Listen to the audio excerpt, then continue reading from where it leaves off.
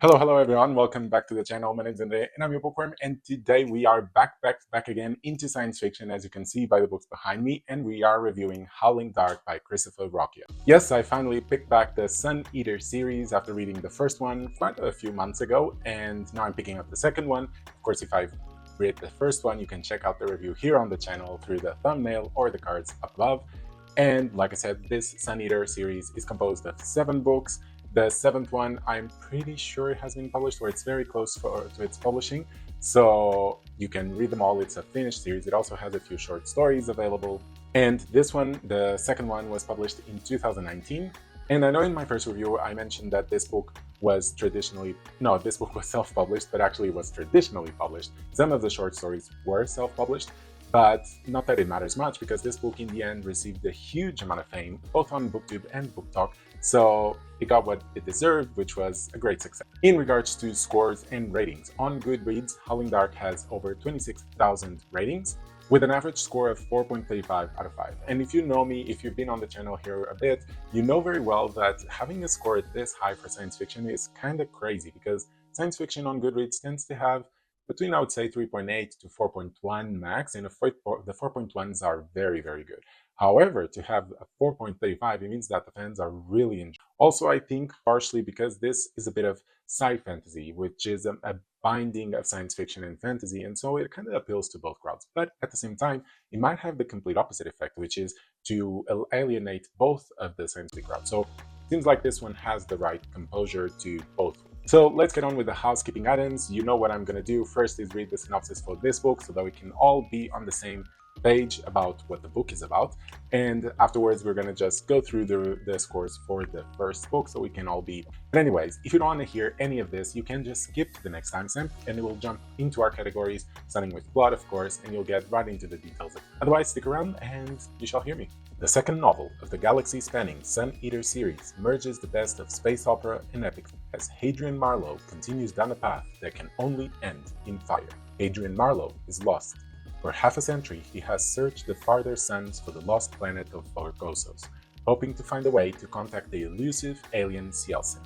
He has not succeeded, and for years has wandered among the barbarian Normans as captain of a band of mercenaries. Determined to make peace and bring an end to nearly 400 years of war, Hadrian must venture beyond the security of the Solan Empire and among the extrasolarians who dwell between the stars. There, he will face not only the aliens he has come to offer peace, but contend with creatures that once were human, with traitors in his midst, and with a meeting that will bring him face to face with no less than the oldest enemy. If he succeeds, he will usher in a peace unlike any in recorded history. If he fails, the galaxy will burn. And that's it for Synopsis. Now, like I said, let's go through the scores for the first book, which, as you can see, it's kind of consistent. It got a 4 out of 5 for every single category, which gave it a 4 overall on the main score. Now, this doesn't mean it's just a consistent book. It has some goods and bads, but I think overall they average on the 4 with some really good, promising parts of these categories that could be developed in the series as a whole. So why did I not give it a 5? I think most of the part of it was that it was missing like an oomph. It was good, but it wasn't amazing. Did this second book achieve that? Let's find out. Okay, let's start with our plot as our first category. And in this book, we pretty much follow the events a short time after the events in the first book. We still follow Hadrian Marlowe. And if you remember what I mentioned in the previous review, you would know that I said that at the end of the first book, it felt like finally we had an overarching arc that would span the whole series, something that would propel us to keep reading this book. Since the first book felt very standalone without a continuation for the whole series. Well, for this book, I did feel that we still had that overarching plot, but the book in itself felt very isolated or standalone, more like not much of what happened was influenced from the outside. I know that not at the end it will have repercussions for the future, but it feels like the start and the middle didn't really have much going on. I think in some aspects it's better than the first book because there are some plot lines that weren't fully resolved, leading to that mystery for the next book. And also there are some plot twists that I think were well delivered, some well delivered, some not so much. One of them is related to the characters, and I think that one was a little less well delivered. simply because I don't think that character had enough airtime for the reader for me to develop the connection deep enough so that the plot twists that came with them would surprise me. But I think the other plot twists, the plot twists that were more related to the plot itself, were well done and were surprising in their difference. So I'm giving this category a 4 out of 5. Alright, what do I have to say about characters? Well, Hadrian is still our main POV, and the way the story is set up, we basically only follow his point because it's him telling us the story of his past, of how he where he is in the present. So in regards to his thoughts and developments, I think we are going in the right track, even though his character sometimes annoys. But I mean, this is who the character is. I don't think there's anything wrong with the character, just his personality is a bit grating on does things or the way he. The characters around Hadrian, I think some of them were done really well because they were very well conceptualized. Not only are they interesting characters in themselves, but they also provide a lot of connection to the world building. They are the ones who are giving us this exposure without being an info dump, but they're giving us here pieces here and there of the world, the science, the history, and I think that was done very well with these characters. But then we have other characters that come even from the first book that we have spent some time with them, but I still feel like I don't really know them. I feel like I don't really have a big connection with them because they just have a superficial development. And I'm still not sure if that is just the way the writer wrote them, or in the sense that Hadrian's POV of these characters is the only information we're getting of them. And so Hadrian doesn't know what those people are thinking. We don't know what they are thinking. Therefore, we don't know if they're. But I hope that isn't the case, because then it's very lacking and you really don't connect with any of the other characters, which then leads, for example, in this book, where there was a plot twist related to a character, for me to not really care much about that character or what that character, because I didn't know enough, I didn't know why they did it, or if what they did was that explosive. So yeah, it's a bit of a hard balance to make, because I think I need one more book to finally make a decision on this, and I hope it is not in this way. I hope the characters do get developed, especially some of them that are closer to Hadrian at the moment, because then it would allow me to connect more with the book, the story in it. So for this category, it's going to be a 4 out of 5. And the 4 is mostly because of Hadrian, because I think the other character. Moving on to world building, in the last book, we pretty much spend the entire book in 2 separate places, which I was a bit disappointed about, because when we have this setup where it's a universe, it's a human empire that spans several solar systems, you would expect it to explore a bit more, kind of like Pandora's Star by Peter F. Hamilton, something that allows us to explore this universe since it's so vast and so different. But unfortunately, that did not really happen in the first book, and I was a bit disappointed. And in this book, it's kind of more or less the same. We explored 2 places. Okay, that they are different from the places in the first book, and the places that we explore are cool, full of mysteries and full of details that allows us to explore more of the universe in itself, like history, culture, things like that.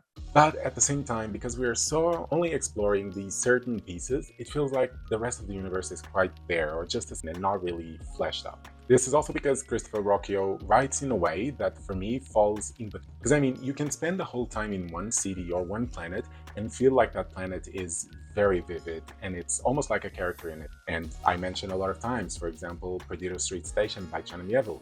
The whole city feels like a living thing. Or, for example, Ankh-Morpork by Terry Pratchett in the Discworld also feels like a very vivid city. So there's that aspect that is one extreme where the whole city is the center of the story, and you develop so well that city or that place that it feels that you know it. Whereas with Christopher Ruocchio's writing, it's not to that point, but it's also not very vague, just like, I'm just passing by, you don't need to. So it falls in the middle, which, because we don't explore that much, feels like misses a few points. Luckily, Christopher Ruocchio also makes it up by having a lot of history and science components to the story.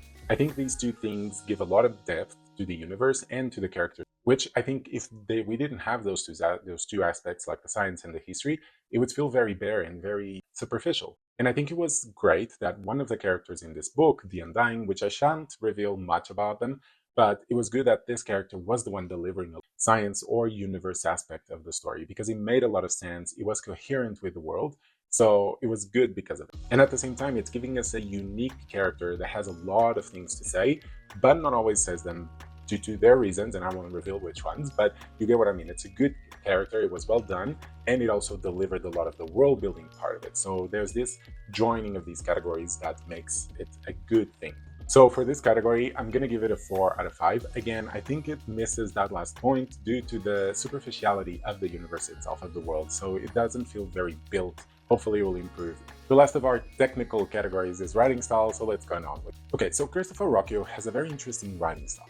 because I think it has some similarities with Patrick Rothfuss, who wrote The Name of the Wind. In some way, I think Patrick Rothfuss is more poetic with his writing, and that, I think, makes them slightly different, but at the same time they have their commonalities. It's a bit hard to explain. But one thing that annoys me a tiny bit is how Christopher Ruocchio wrote, because it seems like Hadrian always says things in a roundabout way. And what do I mean by this? Let's imagine that Hadrian says, we have to take the ring. At the same time, he'll say right after, but one cannot take the ring to Mordor. So I had to do this and this. Instead of just saying, oh, I couldn't take the ring to Mordor, so I did this. Do you understand the difference? I think that roundabout way of just saying one simple thing annoys me a bit, because it's like, why am I reading all of this going around and around and around just to get to the same conclusion I got when you said the first thing? Anyways, this might just be a personal preference of mine or something silly to think about, but yeah, you might also get annoyed by the same thing, just letting you. But to balance this out, we do have some good, fast action sequences that bring a lot of tension and keep the momentum of the story going. And in my opinion, the best part of Christopher Ruocchio's writing are the themes that he explores, in the sense that they might not be revolutionary or not might like blow your mind when you think about it, because a lot of them have been done in science fiction before, they have been explored, but I think Christopher Ruocchio does it in a way that still makes you think about it, and really might not be groundbreaking, like I said, but it's still new, a newer way of seeing. And it really makes you question about how far or how much it changed to actually stop being humans, or stop thinking that a human is a human. And just like that ship analogy that the Greeks told, that I can't remember, the ship of Theseus, I think, where if you keep replacing a piece of the ship, when does the ship stop being? Things like that. And I think the way he did it in this book was good, and I enjoyed it. So for this category, it's going to be a 4 out of 5. And last but not least is enjoyment. How did my enjoyment fare in this book?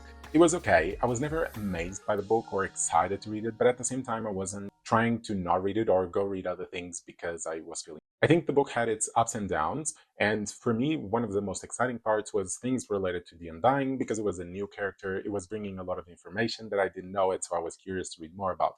Which is surprising, because for me, I thought the Sea Elfen would be the ones that I was going to be super excited to read and to know more about. But at the time, or at least for these two books, they still feel a bit meh, like we say in Portugal, a bit of saltless bread, let's say. They didn't really bring anything new. I'm still expecting them to be developed more and to bring more of the culture. We get to know a bit of pieces here and there, but not that much. And I'm expecting that much will show up in the next book. So for this category, it's going to be also a 4 out of 5. And so we reached the end of our review. Just as a refresher, we have 4 for plot, characters, world building, writing style, and enjoyment, which gives us a final score of 4 out of 5.